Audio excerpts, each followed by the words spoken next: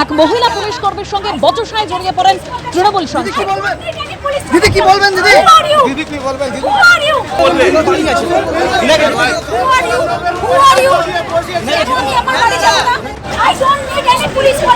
দিদি কি বলবেন? দিদি কি বলবেন দিদি? দিদি কি বলবেন দিদি?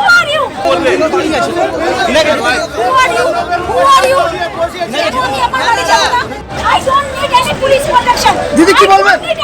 দিদি কি বলবেন দিদি? অন্যদিকে পুলিশকে ধাক্কা মারায় এফআইআর দায়ের হয়। আজই অপরূপা পোদ্দারকে শ্রীরামপুর থানায় হাজিরা দেওয়ার জন্য সমন পাঠানো হয়েছিল, কিন্তু সেই সমন অর্থাৎ সেই হাজিরা এড়িয়ে তিনি নগর দায়রা আদালতে গিয়ে হাজির হন। প্রাক্তন তৃণমূল সাংসদকে আজকে নগর দায়রা কোর্টে দেখতে পাওয়া যায়। শ্রীরামপুর থানার বদলে অপরূপা পোদ্দারকে দেখা গেল নগর দায়রা আদালতে। রামনবমীর অশান্তির মূল চক্রী হিসেবে অপরূপা পোদ্দারের স্বামীকে ইতিমধ্যে গ্রেপ্তার করা হয়েছে। তাকে শ্রীরামপুর থানায় হাজিরা দেওয়ার জন্য বলা হয়েছিল, কিন্তু তিনি সোজা পৌঁছে যান নগর দায়রা আদালতে। আরো তথ্য সরাসরি আবিরের কাছে চলে যাব। আবির, দেখো, গতকালই আমরা দেখেছি যখন তার স্বামীকে গ্রেপ্তার করে নিয়ে যাওয়া হচ্ছিল তখন পুলিশের সঙ্গে বচসায় জড়িয়ে যান অপরূপা পোদ্দার, প্রাক্তন তৃণমূল কংগ্রেসের এই এমপি। কিন্তু সেই সময় পুলিশের তরফ থেকে, পুলিশ সূত্রে যেটা জানা যাচ্ছে যে পুলিশের একজন মহিলা কর্মী তাকে ওই গাড়ির কাছাকাছি যেতে দিচ্ছিলেন না যেখানে অভিযুক্তকে তোলা হচ্ছিল, কিন্তু অপরূপা পোদ্দার সেই গাড়ির কাছাকাছি যাচ্ছিলেন। ঠিক তখনই বচসার সূত্রপাত এবং একজন পুলিশ কর্মীকে গায়ে হাত দেওয়া হয় বলে পুলিশ সূত্রে জানা যাচ্ছে। এই মর্মে যে অভিযোগ হয়েছে, যে এফআইআর হয়েছে, সেই এফআইআরের ভিত্তিতে তাকে আজকে উপস্থিত থাকতে বলা হয়েছিল শ্রীরামপুর থানাতে দুপুর 12টায়, কিন্তু সেখানে তিনি উপস্থিত হননি। স্বপন মজুমদার আমার ক্যামেরা পার্সনকে বলছি দেখানোর জন্য।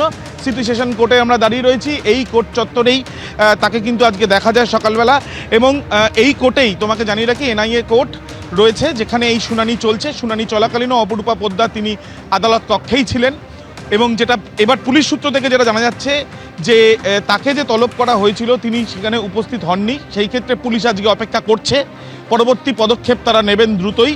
কিন্তু আজকে তিনি থানাতে উপস্থিত হন কিনা সেটাই এখন দেখার। গতকাল যে পুলিশ কর্মীকে গায়ে হাত দেওয়া হয়েছে বলে অভিযোগ, সেখানে একাধিক অভিযোগ আরও উঠেছিল যে যখন অপরূপা পোদ্দারের স্বামী, যিনি 4 নম্বর ওয়ার্ডের রিজিস্ট্রার, তিনি কাউন্সিলর শাকির আলী, যাকে এনআইএ গ্রেপ্তার করেছে, তাকে যখন বার করে আনা হবে তার আগে থেকেই সেখানে বেশ কিছু বিক্ষোভ শুরু হয়। এই যে বিক্ষোভ শুরু হয়, তারা অপরূপা পোদ্দারের অনুগামীরা বিক্ষোভ শুরু করেন, তারা তদন্তে ব্যাঘাত ঘটান বলেও অনুমান, এবং তার সাথে সাথে যখন অভিযুক্তকে বার করা হবে তার আগে তারা স্লোগান তুলে থাকেন যে কোনো অবস্থায় অভিযুক্তকে বার করতে তারা দেবেন না। যদিও পরবর্তীকালে মধ্যস্থতা হয়, পুলিশ এবং সেন্ট্রাল ফোর্স সেখানে দাঁড়িয়ে তাদেরকে আটকায়, কিন্তু দেখা যায় তারপরে অপরূপা পোদ্দার দ্বিতীয়বারের জন্য যখন বাড়ি থেকে বেরিয়ে আসেন তখন পুলিশের সঙ্গে তিনি বচসায় জড়িয়ে যান। এখন দেখার বিষয় অপরূপা পোদ্দার, প্রাক্তন তৃণমূল কংগ্রেসের এই এমপি, তিনি কি থানায় হাজিরা দেন নাকি পরবর্তী পদক্ষেপ নেয় পুলিশ, এখন সেটাই দেখার। আবির, তুমি আমাদের সঙ্গে থাকো।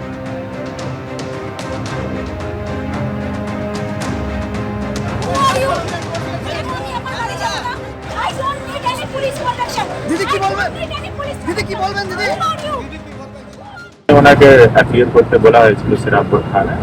আমরা অপেক্ষা করব, তারপরে যদি না হয় আমরা নেক্সট ফার্দার লিগাল স্টেপ নিয়ে আবার একবার নোটিশ ইস্যু করব। স্যার, গতকাল দেখা যাচ্ছে যে তদন্তকারী সংস্থা বাড়ি থেকে 20 রাউন্ডেরও বেশি কার্তুজ উদ্ধার হয়েছে। সেটা তদন্ত সংস্থা বলতে পারবে, তা আমরা ওই সার্চ প্রসেসে ছিলাম না।